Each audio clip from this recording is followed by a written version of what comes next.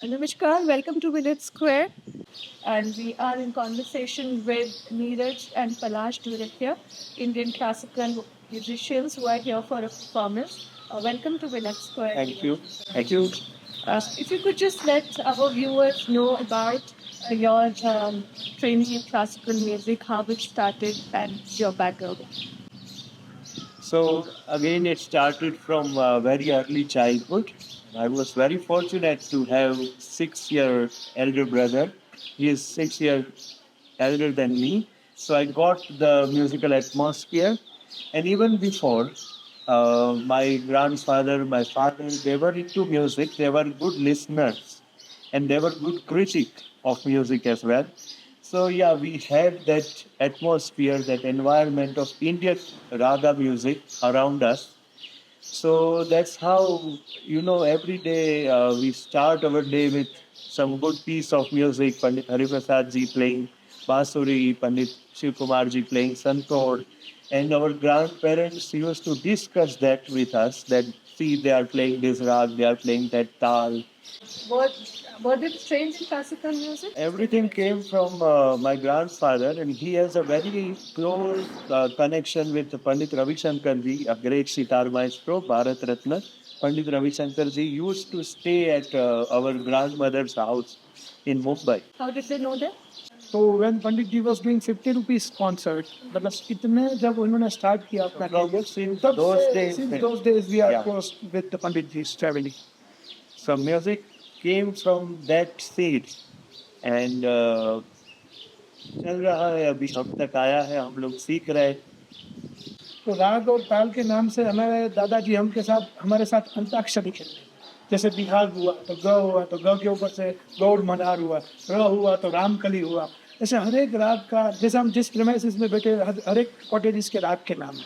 तो बिल्कुल बचपन से हमारे साथ हमारे दादाजी ऐसे खेलते थे और हमको राग तो नहीं आता था उस जमाने में, लेकिन राग के नाम से परिचित होते थे. देन आफ्टर मैं जब छोटा था, मेरी ऊपर बात करूँ तो सबने बोला कि इसका ताल के बारे में रुचि अच्छा है, वो ताल को समझ सकता है, तो आप इसको तबला सिखाइए. तो I was not ready to learn tabla. So मेरे ग्रैंडफादर के फ्रेंड्स थे, उनके पास से कभी कभी मेरे दादाजी तबला लेके आते थे, तो मैं स्टिक से बजाता था. बचपन से ही एकदम हेफ्टी रहा, हाइट बॉडी हेल्दी रहा, तो तबले को फेंकता भी था. लेकिन मेरे ग्रैंडफादर उनको रिपेयर करवा के 2 महीने भर के बाद वापस वेकेशंस में लेके आते थे. ऐसे ऐसे तबला सीखने की शुरुआत हुई. फिर गुरु जी से सीखना हुआ, जैसे विधिवत तालीम जिसको बोल सकते हैं, सिस्टमेटिक लर्निंग प्रोसेस आफ्टर जिसको बोलते हैं ना 10-12 साल के बाद शुरू हुआ. लेकिन संगीत के संस्कार जो हुए वो ऐसे हुए. और मेरे दादाजी ने तो एक और भी चीज़ किया है कि जैसे वो बोलते थे कि गर्भ के अंदर भी संस्कार होते हैं. जी. तो मेरे माता जी ने भी संगीत सिखाया व्हेन आई वाज इन हर वोम. तो पता नहीं कैसा, तो ये गॉड का 100% गिफ्ट है. ये कोई सर्टिफिकेट से या फिर कोई प्रोपेगेंडा से या फिर किसी चीज़ से इसको हासिल नहीं किया जा सकता है. ये 100% संस्कार में और भगवान के आशीर्वाद से ही मिलता है. दूसरे कलाकारों के साथ भी बजाता हूँ, जैसे दूसरे के बड़े कलाकार हुए उनके शिष्य आए, या फिर फ्यूज़न म्यूज़िक में भी इवन बजाना हो, गज़ल के साथ बजाना हो, सुगम संगीत के साथ बजाना हो, तो वैसे भी बजाते हैं. और I am playing pakhawaj as well.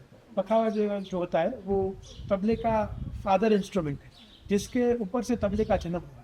तो पखावज में उसकी बनावट थोड़ी अलग होती है. तो पखावज के हिसाब से भी ध्रुपद धमाल की हम की जो गायकी है उसके साथ भी बजाने का मौका मिलता है.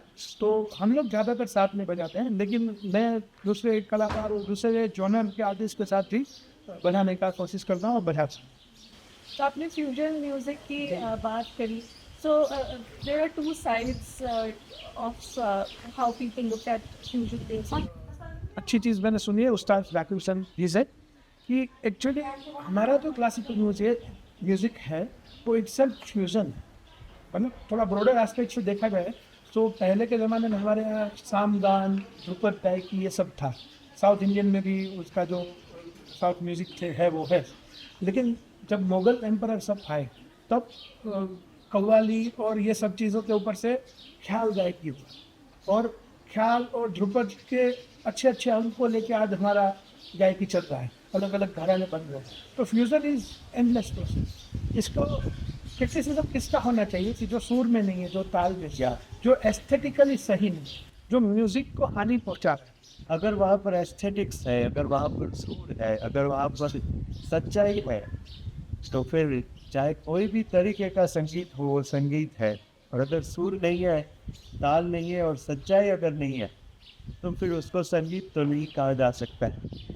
क्रिटिसिज्म वो है। और दूसरा क्रिटिसिज्म ये भी है, बड़े उस्ताद लोग, बड़े पंडित लोग करते हैं, हमने भी सुना है कि जो कोई भी आर्टिस्ट है वो विदाउट लर्निंग प्रोसेस, विदाउट उसके अंदर कुछ जाने परखे बिना अपना परफॉर्मेंस कर रहे हैं और बोल रहे हैं कि हम लोग कुछ नया करना चाहते हैं। तो नया करने के लिए हमें पुराने को जानना पड़ता हाँ, उसको जीना है है, पुराने को मानना पड़ता है। और फिर आप कुछ नया करो। नया करो। Without knowing the the heritage और Yes. Without knowing the original roots of your music, you can not do anything new. तो न्यू के लिए भी तो पुराने को पहले जीना है, जानना है, सीखना है और फिर जाके अपनी एक राह उसमें निकालो, अपना रास्ता निकालो, तो वो एक अलग बात बन जाएगी। Down to Rajkot in Gujarat, how is the cultural music scene? Yeah, it's more towards the folk music and less towards classical Gujarat को music. Garba Correct. Yes, correct. So even sometimes when we came here for 3 times now, और भी कई states में जब जाते हैं तो people get surprised कि अरे आप गुजरात से हो। तो बिकॉज अपार्ट फ्रॉम गरबा कोई कुछ लेके अगर गुजरात से आ रहा है and that to Indian classical art form, so it is little bit surprising but nowadays awareness आ रहा है। Now people are getting more and more aware about this art form. But yeah of course अगर कोई popularity चाहते हैं, अगर कोई famous हो जाना चाहते हैं, तो in that region or in any region, this art form is not for that purpose कि मैं छा जाऊँ। छा जाएगा रब आप पे, अगर आप रात में डूब जाओ। आपको कहीं नहीं छाना है। अगर ये हिमालय है, हिमालय के ऊपर छाए हुए बादल है, इसी तरीके से रात को छाने दो खुद के ऊपर। और तो this is something more towards अपने आप के अंदर आने का, घर वापसी की कला है, ना कि इसको मतलब बाहर ले जाओ और इधर जाओ उधर जाओ, नेम फेम की कला कम है। तो ऐसे देखते हुए हमारे एरिया में पहले से अभी थोड़ा सा कल्चर इनसे डेवलप हो रहा है, मगर मोर अगर आप देखो तो लोग का अभी भी झुकाव जो है वो फोक आर्ट्स, फोक म्यूज़िक उस तरफ ज़्यादा है। But in order for an art to survive and for it to flourish, popularity की ज़रूरत नहीं है आपको, मतलब मास या पब्लिक सपोर्ट के बगैर एक आर्ट फ्लरिश हो सकता है। देखिए, definitely we need the support and we get the support, but that doesn't mean कि 1000 लोग बैठे, because even the cream audience of 100 people can give us better support than thousands people जो सिर्फ हो अल्लाह करके चले जाएंगे। तो ऐसे में this is about class music. तो जो लोग क्लास के लिए क्या है कि जो सीख रहे हैं या जो समझते हैं वहाँ तक सीमित नहीं है। जो लोग स्वीकार करते हैं कि भैया तुम कुछ अगर नया लेके आए हो तो सुना दो, that thing we have felt in this region, that's why we are here for the third time. कि पहली बार हमने इधर एक छोटे से वर्कशॉप में अपना गाना बजाना प्रस्तुत किया, तो यहाँ की ऑडियंस में एक स्वीकार भाव है। तो क्लासिकल म्यूज़िक को बिना सीखे ज़्यादा एंजॉय किया जा सकता है, मगर लोग ऐसा समझते हैं कि भैया हमें ये राग संगीत क्लासिकल में पता नहीं चलता है, कुछ समझ नहीं आता है। तो वो लोगों को पूछना चाहिए कि आपको वेस्टर्न म्यूज़िक क्या समझ आ रहा है। समझ तो वो भी नहीं आ रहा है, but they are able to enjoy the beat groove, या तो उनका फीट जो है वो टैप होगा वो म्यूज़िक के साथ। इसमें अगर चाहेंगे, अगर उसको आने देंगे, तो आपका सोल जो है वो वाइब्रेट होगा राग संगीत के साथ। बस उसको होने दो।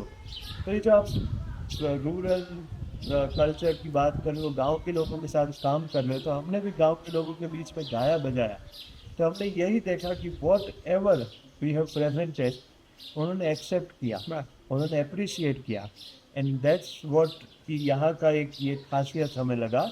और ऐसे ही सपोर्ट मिलता रहता है। अगर सच्चाई से गाना बजाना किया तो बिल्कुल और अप्रिशिएट करने वाला ऑडियंस कहीं ना कहीं तो होगा ही होगा।